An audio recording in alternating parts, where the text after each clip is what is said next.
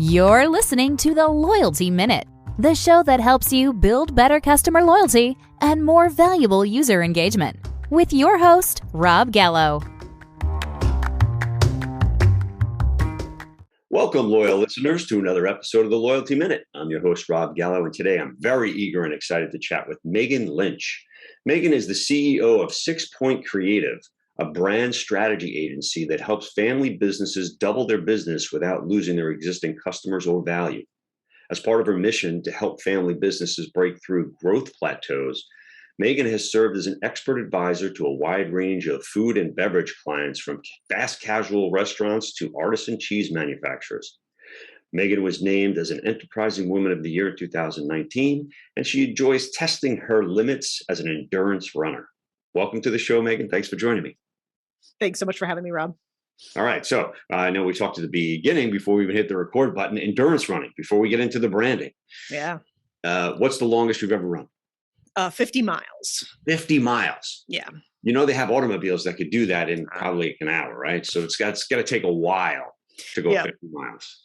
Yes. As I was driving to the race, I was watching the exit signs go by, and it was like 25 miles to the next exit. I was like, oh no, that's really far. And I'm like, oh no, I've got to go even further than that tomorrow. So yes, it's stupid. All right. So for those who don't know who you are, Meghan, maybe you can give a bit of background about yourself and 6 Point Creative as well. Sure. I started the company with no thought to actually becoming an entrepreneur and a business owner. It was kind of one of those opportunities that dropped in my lap. Two folks I worked with decided to start their own agency. And I said, sure, yeah, I'll go with you. And they said, be a partner. I said, sure. I was 27. I didn't know any better. Had no idea how difficult, I looked around at all the bozos running companies and said, I'm smarter than that, right? 27, you're smarter than everyone. And then once I got into it, I realized how much work it is, right, to run a business and run a business well. And so the first thing I started to do was really get myself educated. I didn't have an MBA. I didn't have a business background. I was an English major. And so I started joining a lot of CEO type roundtable groups and found that it was really my style of learning, this kind of peer collaborative, very generous style. And also very, you have to be pretty vulnerable in those sessions. And I really appreciated that because I'd always gone to, let's say, chamber networking events or industry networking events where everybody's kind of posturing. And so I would leave those feeling like, oh my gosh, everybody's so great at what they do and I'm so terrible at it, right? And so I joined a family business center and started just being around businesses that were family owned, closely held, and companies just kind of really trying to figure it out as they go. They really loved what they did on the day to day, but they weren't necessarily trained or specialized, as professional CEOs or anything. So we're all just kind of figuring it out together. And while I was doing that, I kind of just looked around and I was like, wow, I love these companies. These are my people. And so I ended up deciding to really specialize what up until that point had been kind of a generic regional full service marketing agency into specializing what we do for family businesses and really taking into account the basically all of those vulnerabilities, those fears, that emotional aspect of running a company. And because I was seeing how it was really holding people back from making some courageous moves with their brand, and figuring out how we could kind of customize what we do to really help these companies thrive. And, and again, kind of bringing it back to loyalty, one of the reasons why I love family businesses is that they're almost always all about relationships, right? They're super loyal to their customers and vendors. They expect that in return.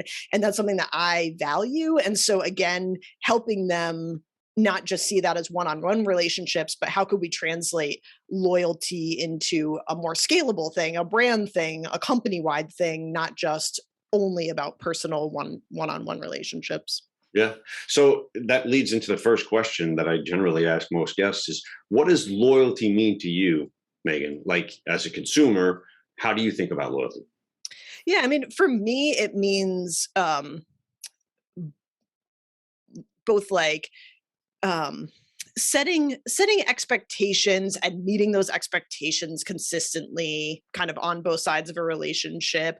And also, I think being able to find those intersections of values between companies and individuals, between brands and marketplaces, where the values really intersect, that also allows you to kind of let them be as authentic and real and vulnerable as they can be, because there's something kind of core holding you together, that where those values align. That to me is kind of where that brand loyalty is created. So what you create and what you value is exactly what I as a consumer value. Can you think of any brands specifically that you are loyal to, and maybe the reason why, like in the form of a story? I had a guest on that was flying from Australia to London, and he had a stopover in Southeast Asia. He was on British Airways. He gets there and they tell him, "Oh, you're going to need a visa." And he says, "What do you mean I need a visa? Nobody ever told me."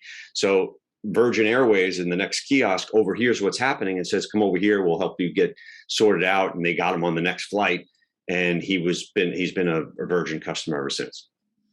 So. Yeah, I don't have that story. That's a really good one. I think for me, mine might be even kind of like less exciting and interesting. I think like I'm an ultra runner. Like, I value consistency. I value the long game. And so while some of those kind of like splashy stories, I think kind of get your attention and get you maybe to try something else, I think for me, the companies who are consistently there, consistently live up to their promises. And I think for me, I think of Costco, because like I'm come from like a loyal Costco family and a Costco area, and my dad wears Kirkland jeans, like Kirkland signature jeans, and there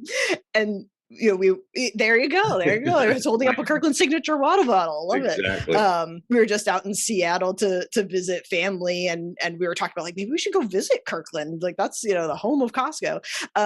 But for me, really, what Costco does and has done over the years, like, I think like their Kirkland brand is such a great example of it. What they do so well that I truly value is curation, because I get overwhelmed by choice. Like, I'm a CEO, I'm making decisions every day. I hate making decisions. I hate picking where I need to eat. I just like having like few choices, a go-to, something that I just don't even have to think about. And I feel like that's kind of what the Kirkland signature brand has become for me.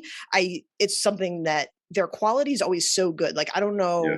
How they do their sourcing, but it is consistently as good or better than the name brands. And I know that they will stand behind it. And I know that every time I walk in and choose something, if I have to choose between like the name brand and the Kirkland brand, like I will go with the kind of like house brand. And then I think, so they have that kind of like fundamental thing that I value, that kind of long-term consistency. It never fails, never wavers. If they mess up in some way, they'll stand behind it.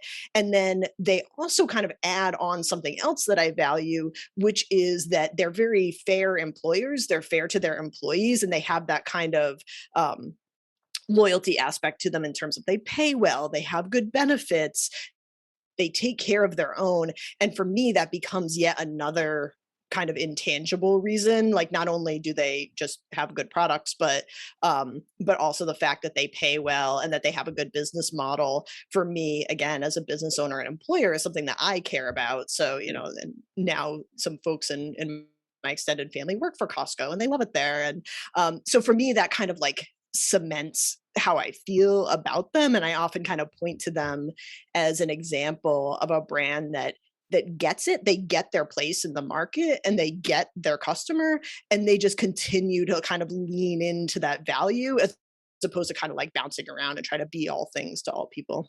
Yeah. Well, I completely agree. And, I never really think about Costco as a brand. When I think of brands, I'm thinking American Airlines, Sure. Starbucks, big brands, business consumer type of brands. But you're spot on. I mean, a good friend of mine works for Costco. I have, not only do we get the water, but we have people that come over and my wife will make something and she'll be like, "Did you make these?" And she goes, "No, the Costco." And it's the Yeah. Kirkland brand. And one of my favorite things, which is like the crack to me, is the chocolate covered almonds from Oh, Kirkland. yes. Yes. Those things are deadly, but I love Yeah. them. I know. And they're so good. Like you don't, and again, like it also makes me like happy to try new things from them because I know, like I've never been disappointed, right? Like you're never like, oh, like Yeah, they just aren't that great. Although, caveat, I will tell them to upgrade their granola bars. granola bar. Those I still might prefer another brand, Yeah, but and one even out of the pricing is always spot on too. Even yeah, gas, they have gas that gets yeah, run by us here, which is great. I mean, it's like 50 cents cheaper for super, yeah, which is a lot. You yeah, know, it's yeah. crazy. So yeah, I feel like they really get it, and they're so consistent that for me that becomes the critical piece is like, I feel like some companies will do like flashy things to attract customers, and I feel like that's almost like the easy thing. The difficulty is that like long term, day in and day out consistency and focus, and for me that's just like that's the sweet spot. Yeah. All right. So let's switch over to the business aspect of it. What do you think from a business owner's perspective, like yourself, who are working with, small to medium businesses that are on the local level about, how do you help them create and maintain a loyal customer base?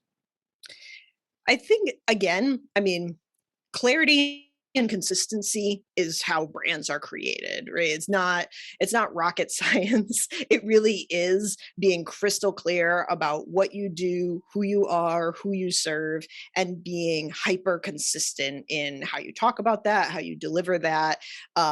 So I think that that's kind of step number one, and I think it's one of the biggest things that people underestimate, both how difficult that is, especially for the businesses that we work with are often second, third, fourth generation family businesses. They've been around for a long time. They may be local, regional, they may have national presence, but for the most part they've been around a long time, and staying consistent, staying clear, that is a tall order for what are usually, again, smaller, not huge enterprise businesses with a lot of infrastructure, but instead kind of small, more family run businesses. And then also from generation to generation, from, leader to leader. A lot of that stuff just kind of gets in people's heads and they forget to document it, articulate it, cascade it so that it really does stay consistent. It might be clear in their own minds, but it's not necessarily clear to the customers or to their employees. And so to me, that becomes a big barrier to customer and brand loyalty and generating that and sustaining it for the long term. So that's a great point. And when you think about, I watch a show called the Marcus Lemonis show called The Prophet on Oh CNBC. yeah, yeah, Have you yeah, ever yeah, seen it? And he talks about the process, and a lot of people do miss out on the process. And like getting back to Costco, them treating their employees a certain way, or I think of Apple. When your culture inside your organization, how big or small it is, doesn't really matter. But if it's top down and people understand what their roles are, and it's documented in such a way that it's, again, beyond your head, because I know from past experience running a family business that had grown to 40 employees and had an HR and the whole thing, there's a lot of moving parts. So what sort of things do you do from an internal standpoint working with a potential client to have them put together a standard operating procedure that forms to the what they're looking to achieve? yeah. How do you help with that? Um, so for us, I mean, it really is kind of like the whole reason for being for 6 Point in a lot of ways, that, we're all about kind of solving the right problems in the right order and kind of making it into a repeatable program and process. And so we developed a program called Solve for Why. And basically within that system, we basically take companies through all of the kind of best practices of leading change and kind of documenting all of those things in order, starting right with clarifying their biggest opportunities for growth. I mean, one of the issues when you're serving a lot of customers and you're very loyalty and customer focused is that you can start trying to like get just go after anything that anybody wants you to do or be. You're like, oh yeah, we can do that. We can figure it out. And so often for our clients, it's not so much that they don't have enough opportunity, that their business, is stuck because they don't see any opportunity for growth. Instead, it's stuck because they see too much opportunity for growth. They see too many different ways to serve customers. And so they're not doing any of them very well, or they're just kind of like stuck in a holding pattern, trying to decide which one is the best one for us to go after. And so by starting with solving that problem first, and then from there taking them into other phases of it where they're gathering data and actually going out and talking to their customers, which not enough companies actually do, is and I'm not talking about just a survey, but I'm talking about interviews. Get on the phone with them and just talk with them about why they are loyal to you, what you do mean to them, where you're falling short, what they see you as being, and actually start to look for patterns in that starts to move into a strategy, which starts to move into a plan. And so I think when you solve those right problems in the right order, it takes you out of this feeling of being like stuck and overwhelmed, and starts to just move you forward systematically in a way that keeps your DNA, keeps your values, keeps those relationships front and center. It doesn't, I think again, a lot of companies are very worried about loss. If we change too much, if we get too big or too corporate, we're going to lose the people who got us here. But I think as long as you center them in the work, then that won't happen. It just becomes a communication challenge, a change management challenge, but it's nothing that we can't kind of guide them through. So I think that system piece of it is a huge piece, because I think people often want to skip steps and jump right to the big idea, the cool app or the whatever it is that they've come up with that they think is going to be the key, when really, unfortunately, it usually starts with those kind of mundane things like focus and it's batting market, hitting exactly, singles and singles and singles. Eventually you get doubles and triples and then hit it over the fence. Exactly. I totally get it. You're spot on, Meghan. So, and actually it works in every vertical. So it's not specific to any industry. But what sort of industries do you mainly work with? Is it, I know in the family side, is it B2C? What sort of businesses are they? Yeah, so we do a lot with B2C, with a lot of food and beverage companies, both on like the multi-unit restaurant side, like fast casual restaurant chains, and B2C like food products. But even often those have some B2B aspect to them, right? Like they'll sometimes sell through food service, sell through distribution. So there's always kind of a bit of a mix. And then we also tend to work in a lot in the like more industrial hardware manufacturing construction areas. So two pretty different verticals, but they both have a lot of the same issues, and they both tend to be areas that have a lot of family businesses. A lot of folks are passing recipes on, or are involved in agriculture, or pieces of the family tend to kind of pass on from generation to generation. And I feel like the same thing is more in like the trades and the manufacturing tend to be more of a concentration of family businesses. So those are ones where we tend to work a lot. Yeah, and if you think about business 101, like you said, sometimes family businesses, in particular, one that might be passed down, and the person who's taking it on now is not an entrepreneur, doesn't think, outside the box as an entrepreneur. So their mom or dad running the business, but didn't realize what it took in the back end. You know what I mean? And a lot of people, there was a great book called The E-Myth. The E-Myth Revisited by Michael Gerber, one of my favorite books of all time. And he talks about an entrepreneurial seizure. So someone that's working for somebody else, he's a plumber, right? He's working for this other guy, and he sees the bill that he's billing another customer for $200, and he's thinking to myself, well, I don't need this guy. I could do this on my own. What do I need, to work for Joe Blow's plumber for? I could do it on my own. Doesn't realize what it takes in terms of marketing and administration and all the things that build the business. So, he talks about working on the business rather than in the business. Yeah. So there's a lot of cool, it's a great book, and I highly recommend it. The other book that I recommend all the time is called Made to Stick. When you talk about getting an idea across, even internally, people think that all these great business books that are talking about advertising and marketing are great for the actual advertisement, but internally it helps you get your point across from one siloed department to another siloed department in a big organization. So that's another one by Dan and Chip Heath, the brothers that wrote the book Made to Stick. Anyway, those are great ones. Yeah. So in an ideal world, Meghan, let me ask you, what does customer loyalty look like in the future? And how do you get your potential clients and existing clients to adopt that sort of change that's going to be inevitable? Yeah. I mean, I think a lot of it is getting them to understand that the fundamentals of relationship building and of loyalty are fundamentally the same, right? The principles don't change, but the method in which we're going to do it and the channels that we're going to communicate with and reach people do need to be different. And so I think that sometimes people get caught up in like, it's too digital, we don't know how to do that. But what we really emphasize is that we really try to focus on what are the things that you do well? Like, where do you already drive loyalty? Where do you already stand out?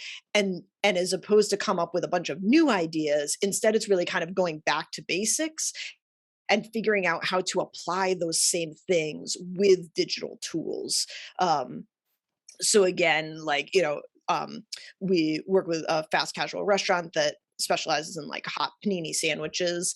And when they first started out, again, family business, really like grown from the ground up. They started out, their whole loyalty program was punch cards, like physical paper punch cards. And it was very satisfying, right? Like you give the clerk your punch card and it's very like tangible. So you like see the punches and so, whatever, you buy 10 sandwiches, you get one free type of thing. And, but what they quickly learned was like they were missing out on all the benefits of a digital loyalty program because they had no idea who was getting those punch cards. They had no idea who their best customers were. They couldn't reward them in any other way. They couldn't really track the effectiveness of it. And then they could also have theft, right? Because it's like all you really need is a puncher and a card, and all of a sudden you've got free sandwiches. So there's a lot of downsides to that system, but what they started to do is like really fear moving to a digital system because they're like, our customers love the punch cards. They love it. They're very attached to it. And what they didn't really realize was that, the customers loved the quality of the sandwiches. That's why they're coming back. They loved the friendly service of their team. They train very well. They pay well, and they hire great people who are very friendly and consistently friendly, no matter what store you go into. You just don't get bad service there. And so as opposed they got very fixated on, if we move to this, people are going to leave us because they want the physical punch card. And instead we had to kind of bring them back to, let's talk to the customers, let's see what they value and really understand where their loyalty lies. And obviously in the end, like their loyalty is not to a piece of paper, but to the brand behind it and the service they get and the quality of the food. And so again, how do we translate that to a digital environment and make sure that there's still some kind of, tangible aspect to it, that people still feel like they're getting the same rewards or better, that it still feels personalized to them. What could we do to make that happen? So when we help them make that transition to the app, we really tried to emphasize all of those things that are just core to who they are in the rollout of that, in the communication of that. And it worked great. Like people love the app. And obviously it's way more convenient from a customer standpoint because you always have your phone with you. You don't always have a punch card. So they got no customer loss, maybe like there's always the couple of people who are going to complain no matter what. But for the most part, they got, zero customer loss from it. And they've only like grown since. It's really allowed them to enter new markets with a lot more data, and they've really seen the benefits. But so, yeah. Yeah, that's great stuff. I mean, loyalty is, to me, at least in the future, it's still going to always go back to the basics. People are going to have an emotional attachment to a brand because how that brand treats them and makes them feel. There's no question about it. But how they do it and how they go about it now, like you said, on a digital standpoint, I think it's just way better that it's more convenient, and it just opens the door for more opportunity from both the consumer standpoint as well as the merchant standpoint in terms of communication and creating a better brand experience. Meghan, we could talk about this all day long, but we find that it's usually about a 25 to 30-minute attention span. Our listeners are eating and they're on their lunch break when they're listening, or they're driving in their cars. Hopefully they're not taking too long of a commute. So I wanted to thank you for your time, but I want to find out first, what would be the best way for our listeners to get a hold of you directly? Sure. So I'm very active on LinkedIn if people want to connect with me there. We'll also set up a landing page for your listeners on our website. So 6pointcreative.com. That's SIXPOINT creative.com. And it will just be /loyalty minute. And Cool. So we'll put some information on how to contact me, and also some tools and downloads. So people, if they're interested in kind of how to go back to basics for their brand and some tools to help them think about that, there'll be some freebies on there for them. Excellent. I'll put it in the show notes as well, because it'll be on all the podcast services like Apple and Spotify and all that stuff. So again, I want to thank you for taking your time and sharing your insights. I want to thank our listeners for sharing their valuable time with us. If you feel you received value from the show, we would love a 5-star review on your favorite podcast streaming service. It helps us grow. If you know someone else who might enjoy listening to the show and think they'll get some value from it, please do share. To reference this and other Loyalty Minute episodes, please visit theloyaltyminute.com. Thanks.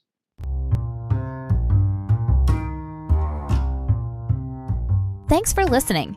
Be sure to tune in tomorrow for your next edition of the Loyalty Minute.